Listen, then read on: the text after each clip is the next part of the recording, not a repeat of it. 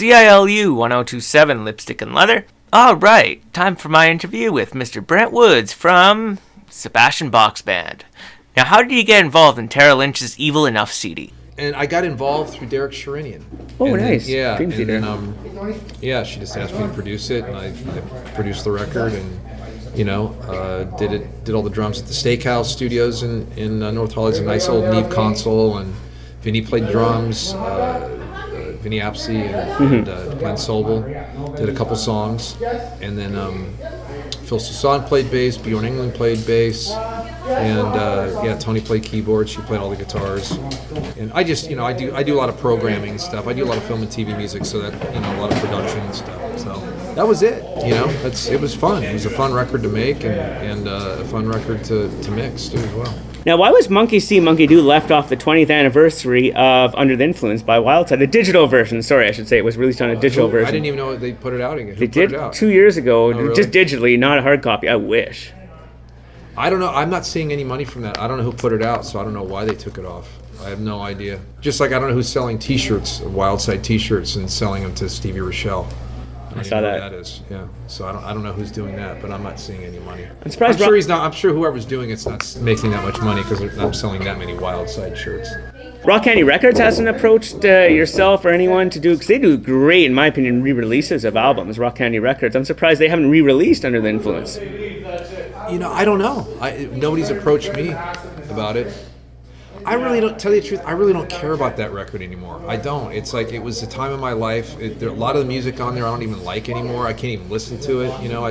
It's not really timeless to me. There's a couple songs on it like Hair the Dog and How Many Lies. I like that song. Right. I can still listen to those, but a lot of them, they're just kind of, just lyrically, and Hey on Lucy, it's okay, but I don't know, it's just kind of cheesy to me, that's all. I feel for a 92 album, that was one of the strongest albums, by far, in my opinion, of that year. But most bands weren't doing really hard rock albums at that point either, too, right? But you guys nailed it. Jackal was, Yeah. No, they came out in 92. It came out at the same time as we did in the summer of 92. Jackal did, but, there was... look at Slave to the Grind. That was probably one of the best rock records to me, in the 90s. Absolutely.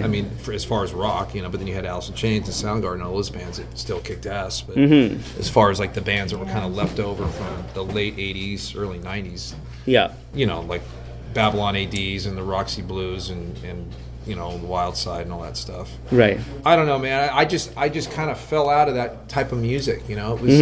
I think I was in the scene, and it was a thing in LA, and it was, I was playing in LA, and it was just the thing to do. And not that I wrote it, and obviously I liked it at the time, but it's just like anything else, just like buying clothes. You wear them for a few years, and you're like, this is kind of dated and out of style, or it doesn't fit me anymore. I don't feel comfortable wearing it. It's just the same thing with music. Right. You kind of move on and do other stuff. Now, Little Piece of Heaven was a chorus with Jim Valance, who was a big deal and cost probably a lot of money to do. I'm surprised that didn't make the debut album. Yeah, I don't know. It's an okay song, right? Was it all right? But there was other ones. There was other ones that we did before in Young Guns that I thought were, could have done better than the stuff that they put on the record. What about the horn version of Monkey See? Supposedly a different version of it with horns in it. Well, there wasn't... Like a different remix or... No, it was just the horns were there. We just took them out. We just took them out of the mix. And that was it. I thought it was kind of like an Aerosmith thing. We wrote it with Jim Valance, so he did all that Ragdoll and all that stuff, and Janie's Got a Gun, so it was like a lot of horns and that stuff at the time. He put horns in it, and we thought it was cool at the time, but then once we did the whole record, and you kind of realize it doesn't really fit with the rest of the record, so we pulled them out and it sounded better. Now, there was talk of the band, I know you guys actually did record a version of the song Crash Diet. Now, Asphalt Ballot did a version of it, and supposedly you guys had trouble getting permission to do that Guns N' Roses song. Is there any truth to that? Asphalt Ballot, yeah, because Axl didn't want to sign off on it. Interesting. And Wes Arkeen wouldn't sign off on it without Axl, so you have to have at least, one of the writers sign off on it that has 50% of the writing to actually get the authority to put it on your record. That makes sense. Yeah, that was great. It would have been the first single. The whole record would have been Really? a completely different record if we had that song. Yeah, I thought the song came out cool. Killer tune. And that was a rough mix too that was out on that one CD. Now, Wayne Isham was in talks to shoot the video for Hang On Lucy. Any reason why this didn't happen, or was he just not available? Did he do Painkiller? I believe he did, yeah. Yeah. We met with him right when he did the Painkiller video. It wasn't even out yet, and he showed it to us. And I was in like Studio City. I remember his office right there on Ventura Boulevard.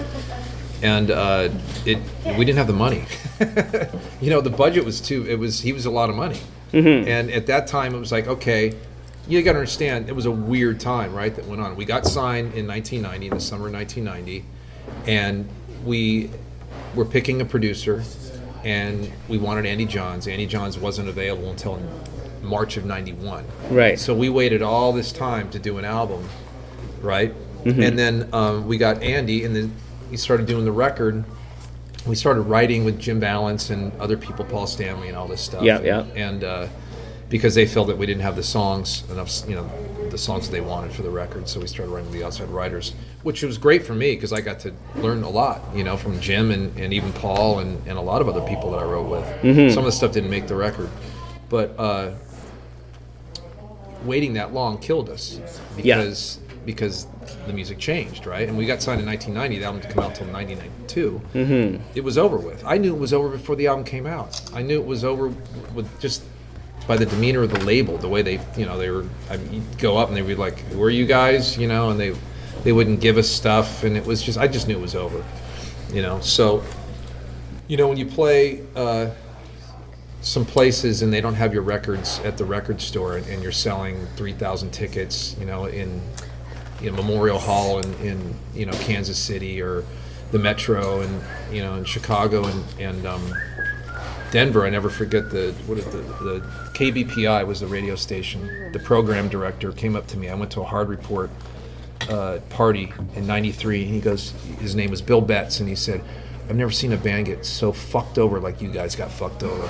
I go, "What do you mean?" He goes, "You guys had 3 number 1 songs in all the major territories of rock, mm-hmm. Denver, Utah, Kansas City, Chicago, and your label dropped the ball. They didn't do anything. They didn't put records in the store. They just completely cut you guys off, mm-hmm. which you guys could have been. And that's just what it is, Yeah. It's like you can't control what the business is going to do. The labels, you can just say, "Hey, yeah, we're going to give them the money for promo." Another example is I went and did a radio spot in some town. I forgot where it was.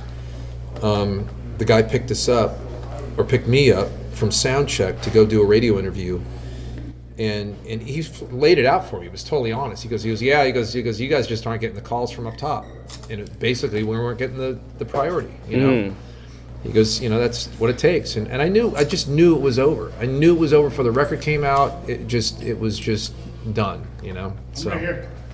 Tower Records, if I remember right, though, had a big display outside there. But that's scraps to a label. I mean, putting on the side of Tower Records, it's not that much money, and it's like they're just, what we needed was real radio promo and a real video, and them spending the money to get it, on rotation and tour support on a really good tour, not opening up on a 3-slot bill with Babylon AD Babylon AD and Roxy Blue. What's that going to do for us? Nothing, And we could headline those places on some of those places we play with those bands. Mm-hmm. It was just stupid. So I just knew there wasn't push, there wasn't point. It was, it just was what it was. That's the only thing I had, so you stuck with it, so you did it. But it was kind of disheartening at the same time because you knew that you didn't get any support. Now, what are some of your memories from getting lessons from Randy Rhoads and George Lynch? I mean, that's why I'm still here playing in this killer bar. Where people take random photos. Yeah. No, I mean, Randy's the reason why I'm playing guitar. I shouldn't say that. I should say Ace is the reason why I'm playing guitar, just like everybody else my age. But Randy's the reason why I've been able to have a career in music, because he taught me everything in music. He taught me how to write songs, he taught me how to write riffs. It wasn't just about noodly stuff, it was about rhythm, So, but yeah, I mean, Randy was amazing teacher. I say that he was actually a better teacher than he was a player, and that's not an insult. That's like a huge compliment because he loved to teach. And that's how great of a teacher he was. He really was amazing. Absolutely. George was great too. George took over from Randy when Randy went to Ozzy's band, and George came in and he was there for a while, and then Randy actually came back and gave me lessons after he did the Ozzy records too. Wow. Yeah, it's funny, he had an English accent. I have all my lessons on tape, on cassette tape, you know. Oh, man. So when he came back, he had an English accent. It was kind of funny, but yeah. It was cool. It was cool. And I even knew, like, when he came back, how much he excelled as a guitar player. Like, he was great when he left. Mm-hmm. Probably the best. He was the best local guitar player at the time when he left. Absolutely. But then when he came back, he was just on another level. It wasn't even the same guy, you know. Definitely. So, yeah, it was great. Plus, it was close by my house too. He lived 4 blocks away from me, you know, in Burbank. Oh wow. Yeah, went to the same high school, went to the same junior high. Yeah. Songs like Killing Machine, Hemi Cuba, Make You Bleed, and 6 Feet Under. Hemi Cuda. Come on! What's I know. wrong with you? They were written for the second Wildside album, but were very heavy, but they went over live. What are your opinions on these tunes? Because I love them personally. Well, okay, it was just, it's the same thing. It's like, you know, you're 3 years later, right, after your record's out, your style changes. We wrote the songs on that record a year before the record came out, which is another thing I didn't mention was Capitol had us write with all these people and get us with all these producers, big guys and all that stuff, and it killed it, right, because of the timing. Right. The 3 songs that they released were the songs that we had in the club since 1988 that we're playing the whole time. 3 songs that they released, right? Mm-hmm. Hang On Lucy, How Many Lies, right. and Just Another Night. All those songs we had before we even had a deal. So it just goes to show you that label isn't always right. We wrote with all these outside people, and the 3 songs that they put out were the 3 songs that we had forever. So if we would just got a producer, and I'm happy I recorded the album with Andy. Learned a lot from him. But I'm saying if Andy was available sooner and we put out the record in early #91, then, you know, the career would have been different. Or as Young Guns or whatever. Well, we couldn't use Young Guns, but you know, right, the name change. If we could have put the record out, you know, a year and a half earlier than when it came out, then it would have done well.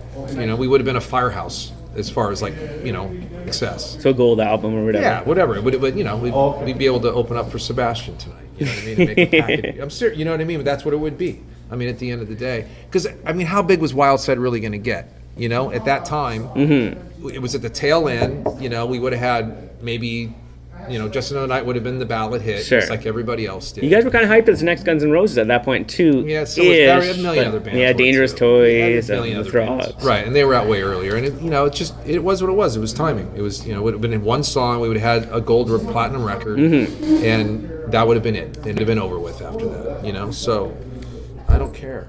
I don't. It's like, you got to move on. You know what I mean? It's like Benny's got that fucking stupid site. It's like, dude, move on with your life. You know, I don't know what he does in his basement, but he's living in 1992 still. And you just got to move on and do something else. Now, with recording at 5150, obviously, was there talks of having Eddie either co-produce the album or maybe opening for Van Halen? Because I know Alice in Chains we were going to open up for Van Halen. We were going to open up for Van Halen, but our record, again, didn't get done in time, and, you know, the label just, you know, they didn't care. You know?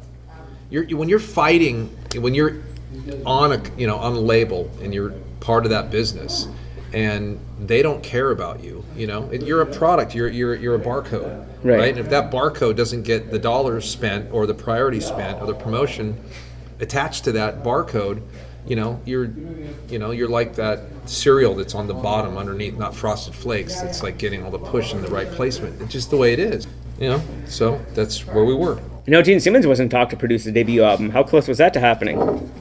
No, it was Paul Stanley. Paul Stanley was gonna do it. Okay, because I know he did the co-write there. Yeah, he was gonna produce it too at one time. Do you think he ever sang on maybe a demo of Clock Strikes? I got it. Really? Yeah, I wrote it with Paul. Yeah. He didn't write that song. He got credited for it, but he didn't write it. Myself and Paul wrote that song. I had all the music, and then I went up to Paul's house. He's like, is he doing a play over here? He's doing a play on words, right? Is that what he's doing? Paul Stanley kiss. Kiss Paul Stanley. Now, you guys did very well in Japan. You had a huge market there. Why no tour of Japan? What? Well, I mean, back for Wildside, sorry. We had shows booked, and they got canceled for some reason. I don't know what happened. Dude, Wildside was a mess. I mean, what do you... It's like, But a great band. Well, it was a great CD for the time. Yeah, I mean, I should say a little late for the time, but it was a great for that time that people were still kind of in at that time, I guess. You know, it's crazy because I was listening to like Pantera and Alice in Chains and Soundgarden. Hence the demos of the second CD. By A little the time we heavier. were touring on that record, yeah, I just fell out of it. I just wasn't into it anymore. Would Heavy Metal ever record an original album? I'm doing original stuff right now with Taylor and Really? Yeah, we're right. Not Chevy Metal. It's something different. It's with Chris Chaney from Jane's Addiction and Taylor Hawkins. It's a 3-piece thing. Taylor singing. Being a huge Cheap Trick fan, just like yourself, when having dinner with Robin Zander, did you ever mention to him that the first song you ever played live was a Cheap Trick song? How did you know that? How did you know that? Was that right? Yeah. Okay. I must have said it somewhere else. No, I didn't mention that to him. Maybe I did, but I'd met Robin before. That wasn't the first time I'd met. I went out on the Swine tour with Motley Crue, and Cheap Trick opened up that whole tour. Oh man, where did it land in? Oh, who knows? I'll pick it up after. Yeah, I was on the road with those guys. Cheap Trick was the first band I ever saw. They opened up for Kiss in '77 at the Forum, August 28th, 1977, and it was the Love Gun tour. And but yeah, to go on the road with Motley during that time when they opened up, that was the best. That was the best part of the tour. It was great seeing them every single night. Cheap Trick's the band I've seen the most. I've never seen a band more than Cheap Trick. Because they were my first band. Every year after that, I saw them on New Year's Eve from '79 into '80, which was a big broadcast. You can find it on YouTube.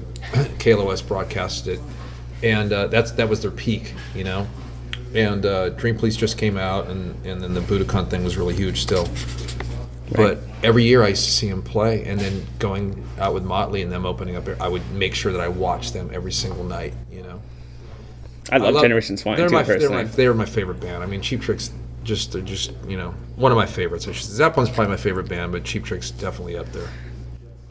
Did your bands, the Roy Scasia Band, Kensington Park, or Shaka, Larissa, did they record any demos or any original stuff? Scasia. Yeah, we did shit. We did stuff. In fact, there was one song that I wrote music on, and Roy Shaka sang on it, and it ended up being a Young Guns song. It was called Hot Love, but it wasn't on the record. Should have been, though. It was kind of cool. Now, I love this album personally, but Carved in Stone, before the Dust Brothers got involved, supposedly the demos was more of a kind of straight-ahead rock album. Has Vince ever discussed maybe releasing the demos? Because I know a lot of people thought it was a little too remixed and whatnot with the Dust Brothers. Now, I like that album personally. Yeah, well, no, the album was mixed, and then those guys came in and did some changes on the mixes. Who mixed that record? It was Michael Frazier. It was somebody else. It's Mike Frazier that mixed that record. Okay. The Dust Brothers came in and they got a credit, but it was Frazier that mixed the record. He did all the sounds. Your question? Basically what you just answered. Oh, okay. No, he mixed it, but they didn't they printed those mixes. Like, for instance, there's a song called Crawl. That was Yep, Crawl, yep. And it kind of fades out with this drum thing on it, where there was a longer guitar solo. And being that guitar solos weren't big at that time, they cut the solo out. It was a really cool solo, too. Bums me out. Now, we both love Kiss, and I know you were involved in the Monster demos. Do you think if Kiss do a new album, you would be involved in that? Well, I worked on The Vault. Right, and The Vault with Gene, of course, too, yeah. I mean, I worked on some other stuff with Gene as well, besides Kiss stuff, so we'll see. I've known those guys since '87, so we'll see if something else happens. What are you doing, Bobby? Come over here, dude. No. What are you drinking? Come on! No, I'm drinking Over. Crown Apple and your Perrier water. It's a good That choice. sounds good. Yeah, it's fucking real good. Will you make me one of those? A Crown Apple and Perrier? That's because you're not doing the Coke. Yeah, I'd love that. That sounds delicious. Yeah. Because I gotta get another one. Yeah, because that vodka in there sucks. Yeah. The shit vodka. All right. Thanks, man. Almost done, 2 more questions. Well, you can take as long as you want. We're not going anywhere, dude. Oh, okay. I'm literally here. Yeah. I can't leave. Now, with Skid Row and Sebastian Bach, most of the albums being written for 2 guitars, how much of a challenge was it for you to learn just playing on one guitar with Sebastian Bach's band? Well, you don't learn to play one guitar. You just kind of fill the holes, and you I add some effects, like, because I got to play the acoustic and the electric on I Remember You, so I just kind of like find some seamless ways of decaying some delay into the acoustic and then coming back into it. I got to be fast, with like switching the knobs and stuff like that, but I mean, I like it because it's kind of like a Van Halen thing where I don't have to do the same thing every night. I can have fun and jam a little bit, and there's not like this 2-guitar harmony thing and like you play this part, I play this part, and it's got to be like, you know what I mean? It's regimented every night. So I like it. And I like that there's not a lot of people on stage either, and especially playing like this, you get one more person, forget it, man. It's like it's harder, some of these stages. Plus sound too. Sebastian doesn't like it loud, and you know what? I don't like it loud anymore either. I used to love it loud, and now it's like it's kind of monotonous. So I wear earplugs where I never used to wear earplugs before. So now I'm always wearing earplugs on stage. What? No, but that's that I like it because it's for club stuff like this. I like going with a solo and just having a bass there, having more frequencies and fighting it in a small room. It's already hard enough with the cymbals, you know what I mean, with the guitar and cymbal. They're always fighting each other, fighting, especially for an engineer for mixing a band. But when you get 2 guitar players in a rock band that are just blaring fucking sounds, and you get the cymbals, it's like there's no distinction, Yeah. And an arena or a nice big theater, you can get that separation. But in a place like this, forget it, man. It's impossible. It's just loud and noisy, It's nice too not having any tape background vocals or a second guitar on tape. Yeah, it's the real deal. It's a real show, right? Yeah. I mean, the tape thing, whatever. I mean, I know a lot of bands do it, a lot of bands.